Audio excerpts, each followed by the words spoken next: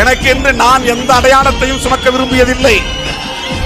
என் சாதி இது, எங்களுக்கு ஒரு பாரம்பரியம் இருக்கிறது, நாங்கள் ஆண்ட பரம்பரை, அதெல்லாம் நான் சொன்னதில்லை. நாங்கள் அறிவு பரம்பரை.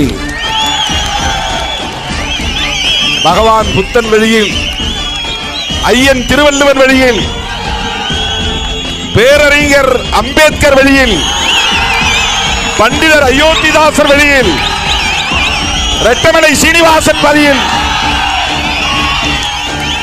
அறிவுபூர்வமாக செயல்படக்கூடியவர். எங்களுக்கு பாண்டிய மன்னனும் துணைக்கு தேவையில்லை, சேர மன்னனும் துணைக்கு தேவையில்லை, சோழ மன்னனும் துணைக்கு தேவையில்லை, அவருடைய புஜம் உயர்த்திட்டு இருக்கிறவன் தேவையில்லை, வால் பிடிச்சிருக்க தேவையில்லை. நாங்களே எங்களுக்கு போதும்.